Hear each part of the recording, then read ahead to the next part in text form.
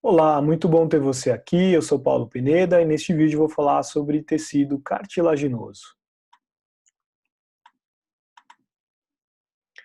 Bem, vale lembrar, que o tecido cartilaginoso ele é um dentre vários tipos de tecido conjuntivo. Nós temos o tecido conjuntivo sendo classificado em propriamente dito, propriedades especiais, como o adiposo, e o de suporte, como o cartilaginoso e ósseo. E nós temos aqui no canal outros vídeos sobre esses outros tipos de tecidos conjuntivos. Tá? Bem, sobre o tecido cartilaginoso, ele tem algumas características únicas em relação aos demais tecidos. Então, preste atenção. Ele tem uma consistência moderadamente rígida devido às características da sua matriz extracelular. E o que diferencia principalmente ele dos demais é que ele não possui nervos e também não possui vasos sanguíneos. Ele é um tecido ausente de inervação e avascular. Isso tem uma associação direta com os locais em que ele se encontra e com relação às suas funções também. Então, a exemplo, nós temos tecido cartilaginoso nas orelhas, na extremidade do nariz, na via aérea superior, como traqueia, brônquios. Nós temos este tecido cartilaginoso em articulações, em outros locais mais, a depender do tipo de cartilagem. Então, vou utilizar como exemplo, para te explicar o porquê desse tecido ser ausente de inervação e vasos sanguíneos, eu vou utilizar como exemplo as articulações. Então, nas articulações, como por exemplo o joelho, nós temos cartilagem. E essa cartilagem tem como função promover deslizamento, de dois ossos. Qualquer articulação ela é um local onde eu tenho um encontro de dois tecidos ósseos, então essa cartilagem proporciona um deslizamento desses tecidos ósseos e, inevitavelmente, também ela acaba por absorver impacto. Então, por ela promover deslizamento e absorver impacto, ela precisa não ser inervada para o indivíduo não sentir dor e ela também precisa ser avascular, porque esses impactos, se ela fosse um tecido, se a cartilagem fosse um tecido vascular, com esse impacto que ela iria absorver, ela iria ter uma hemorragia rapidamente, Bem, então nós temos diferentes tipos de cartilagem e esses diferentes tipos de tecidos cartilaginosos, então, dão sustentação aos nossos órgãos, absorvem choques, facilitam o deslizamento e ainda proporcionam a formação e crescimento de ossos longos. Então, existe uma íntima associação de tecido cartilaginoso com o tecido ósseo. Bem, existe aqui uma constituição da cartilagem que é dada, como todo e qualquer tecido, por um componente celular e por um componente de matriz extracelular. Existem dois tipos de células que formam as cartilagens, independentemente do tipo de cartilagem que nós formos pensar. Essas células podem ser chamadas de condroblastos ou condrócitos. Os condroblastos, eles são células jovens, com uma atividade metabólica elevada, e a função deles é produzir, é sintetizar a matriz extracelular, a qual é constituída, como todos os demais tipos de tecido conjuntivo, principalmente por colágeno. O prefixo condro é associado ao tecido cartilaginoso. Então, condroblasto é uma célula jovem de tecido cartilaginoso. Condrócito já é uma célula de tecido cartilaginoso que é mais velha, que tem uma atividade metabólica diminuída. Algo importante a ser ressaltado dessa matriz celular é que ela apresenta não só colágeno, mas diferentes tipos de colágenos organizados em arranjos específicos que formam fibras colágenas e ainda proteínas elastinas que formam fibras elásticas, e ambos os tipos de fibras estão ocorrendo aqui em diferentes proporções nos diferentes tipos de cartilagem, ou contribuindo com uma maior ou menor rigidez, maior ou menor elasticidade, dependendo do local, dependendo da função dessa cartilagem.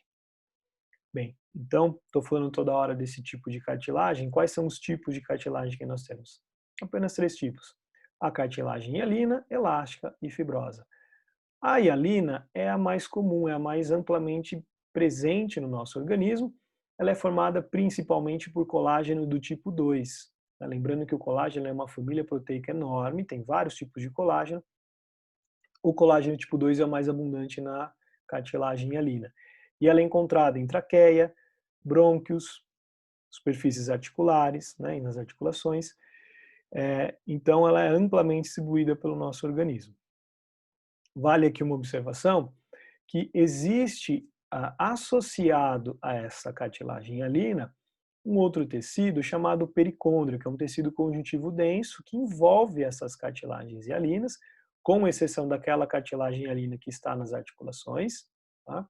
E esse pericôndrio, ele sim é um tecido vascularizado, que por conta disso ele é capaz de reparar, de regenerar a cartilagem hialina.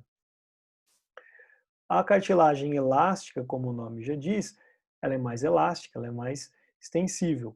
Então aqui isso ocorre graças à presença de fibras elásticas, né, na matriz extracelular desse tipo de tecido, além do colágeno tipo 2 já encontrado na cartilagem hialina. Então nós encontramos esse tipo de cartilagem em orelha, na tuba auditiva, epiglote, em outros locais mais. E por fim, a cartilagem fibrosa, como o nome já nos indica, ela é mais fibrosa, ou seja, ela é mais firme, né? Isso ocorre graças à presença do colágeno do tipo 1. E nós encontramos esse tipo de cartilagem nos discos intervertebrais, que são aquelas cartilagens entre as vértebras.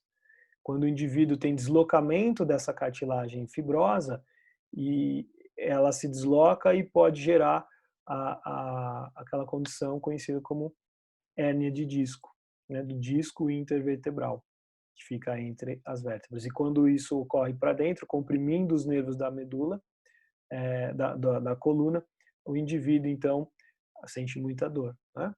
E também encontramos esse tipo de cartilagem na inserção do tendão, dos tendões do nosso tecido ósseo. Então, ela precisa, como ela recebe impacto constantemente, ela precisa ser mais firme do que as demais cartilagens. Então, essa associação ela é válida, né? A consistência, a característica da cartilagem em relação à sua função, à sua localização no nosso corpo. Bem, a cartilagem, de maneira geral, com relação à regeneração dela, elas são capazes de se regenerar, mas não se regeneram muito bem, né? Com exceção em crianças de pouca idade. Quando há fratura, e estamos falando nesse caso de fratura de cartilagem hialina, que tem associado a ela o pericôndrio, esse pericôndrio pode dar origem a uma nova cartilagem. Quando essa lesão é extensa, a fratura extensa de cartilagem, esse pericôndrio pode então formar uma cicatriz, que nada mais é do que um tecido conjuntivo denso e fibroso. Bem, sobre a cartilagem hialina, já que ela é a mais importante, como que ela é formada? Isso que eu vou te apresentar aqui serve também para te facilitar o entendimento do porquê daquele aspecto da cartilagem hialina que vai aparecer na próxima imagem. Então, inicialmente, né, na histogênese, ou seja, na formação dessa cartilagem, a gente tem uma proliferação de células, e a gente pode observar isso aqui na etapa A, em que essas células elas estão em divisão celular, né, os seus materiais genéticos, os seus cromossomos estão se dividindo. Então, essa aqui é uma etapa de anáfase da mitose. Então, a gente observa várias células se dividindo, ou seja, proliferando. No momento posterior, eu observo, então, essas várias células já presentes no tecido, uma maior quantidade delas. E no momento seguinte ainda, o que nós temos? Essas células que ainda continuam se dividindo, elas já produziram aqui na etapa C uma grande quantidade de matriz extracelular, que são essas regiões aqui em cinza claro, né? Então elas produzem e secretam bastante matriz e se distanciam, né? Então elas aqui estavam mais aderidas, com pouca matriz extracelular entre elas, aqui o oposto. Porém, essas células continuam se dividindo, mas agora essa matriz já está em grande quantidade aqui e ela tem uma consistência moderadamente rígida, como eu comentei no início do vídeo. Sendo assim, essas células ainda continuam se dividindo, mas elas não se dispõem de forma aleatória, elas ficam todas organizadas dentro de estruturas que nós chamamos de grupos isógenos. Então, essas células não conseguem se espalhar devido à alta consistência da matriz que existe entre elas. Então, dito isso, nós temos essa imagem aqui da cartilagem hialina para você ver essas células, então, todas individualizadas. Então, primeiro aqui, uma figura mostrando o pericôndrio na região superficial dessa cartilagem, onde nós temos as células que são as células típicas do pericôndrio, que são os fibroblastos. Né? O fibroblasto do pericôndrio, ele tem um formato de fibra, é uma célula bastante alongada. Mais profundamente na cartilagem, nós temos uma célula que é um pouco menos alongada. Ainda é alongada, mas menos do que o fibroblasto do pericôndrio. Essa célula é o condroblasto, é uma célula jovem. Ou seja, isso mostra para a gente que este fibroblasto do pericôndrio, ele se diferencia em condroblasto, ou seja, ele se transforma, ele dá origem ao condroblasto, o qual, quando vai ficando um pouco menos ativo, quando vai ficando mais velho, acaba por perder essa aparência de fibra, vai ficando cada vez mais esférica essa célula. Então, nesse momento, eu já tenho uma célula que é um condrócito. Né? E é o que a gente pode observar aqui. Na superfície desse tecido, então, o nosso pericôndrio, com seus fibroblastos aqui, os núcleos dos fibroblastos. Logo abaixo, então, eu tenho aqui os condroblastos e mais profundamente na cartilagem hialina, os condrócitos já todos maduros. Então, em outras palavras, essas células anteriores aqui, nós já chamamos elas de condrócitos. Nós temos pericôndrio em ambas as faces de uma cartilagem, né, dos dois lados, a gente tem pericôndrio, e aqui nessa imagem, então, a gente observa na região central os condrócitos. Entre os condrócitos e os fibroblastos do pericôndrio, a gente tem, então, os condroblastos, né? Então, fibroblasto de pericôndrio, condroblasto já da cartilagem hialina, e as células em maior quantidade, as células principais da cartilagem hialina, que são os condrócitos. E entre elas a matriz com grande consistência, graças à presença de colágeno, né, principalmente, nesse caso, colágeno do tipo 2. Já na cartilagem elástica, a gente observa esses condrócitos também envolvidos por matriz, mas essa matriz ela já tem um aspecto um pouco menos denso, porque além do colágeno tipo 2, essa matriz também tem fibras elásticas que dão mais elasticidade a esse tecido.